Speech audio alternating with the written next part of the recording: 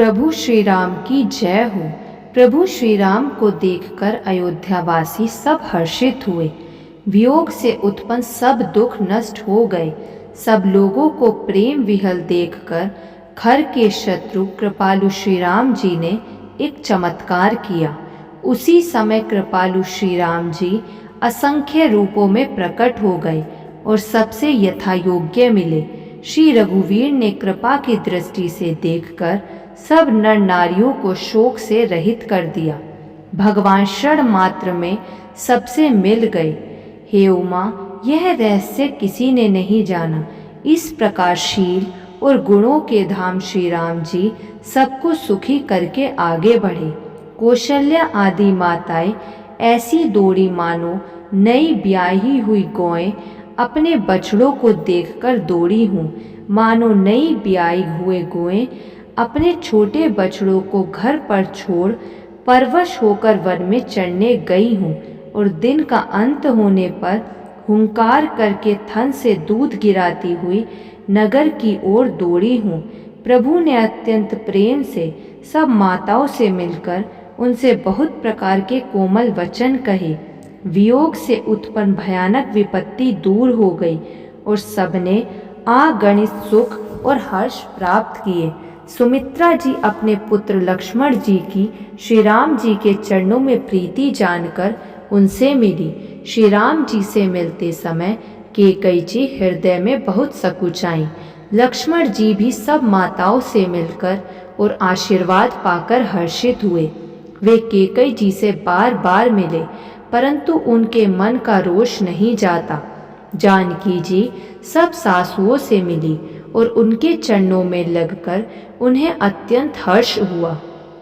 सासुएं कुशल पूछकर आशीष दे रही हैं कि तुम्हारा सुहाग अचल हो। सब माताएं श्री रघुनाथ जी का कमल सा मुखड़ा देख रही हैं।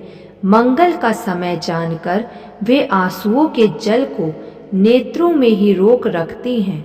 सोने की थाल से आरती उतारती हैं और बार बार प्रभु के श्री अंगों की ओर देखती हैं। अनेकों प्रकार से निछावरे करती हैं और हृदय में परमानंद तथा हर्ष भर रही हैं। कौशल्या जी बार बार कृपा के समुद्र और रणधीर श्री रघुवीर को देख रही हैं। वे बार बार हृदय में विचारती हैं कि इन्होंने लंकापति रावण को कैसे मारा। मेरे ये दोनों बच्चे बड़े ही सुकुमार हैं और राक्षस तो बड़े भारी योद्धा और महान बली थे। लक्ष्मण जी और सीता जी सहित प्रभु श्री रामचंद्र जी को माता देख रही हैं। उनका मन परमानंद में मगन है और शरीर बार बार पुलकित हो रहा है।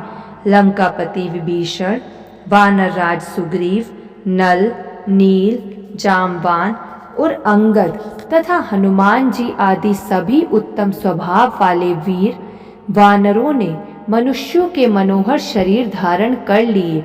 वे सब भरत जी के प्रेम, सुंदर स्वभाव, त्याग के व्रत और नियमों के अत्यंत प्रेम से आदर पूर्वक बड़ाई कर रहे हैं और नगर निवासियों की रीति देखकर वे सब प्रभु के चरणों में उनके प्रेम की सराहना कर रहे हैं। फिर श्री रघुनाथ जी ने सब सखाओं को बुलाया और सबको सिखाया कि मुनि के चरणों में लगो। ये गुरु वशिष्ठ जी हमारे कुल भर के पूज्य हैं। इन्हीं की कृपा से रण में राक्षस मारे गए हैं। फिर गुरु जी से कहा, हे मुनि सुनिए, ये सब मेरे सखा हैं। ये संग्राम रूपी समुद्र में मेरे लिए जहाज के समान हुए। मेरे हित के लिए इन्होंने अपने जन्म तक हार दिए। ये मुझे भरत से भी अधिक प्रिय हैं।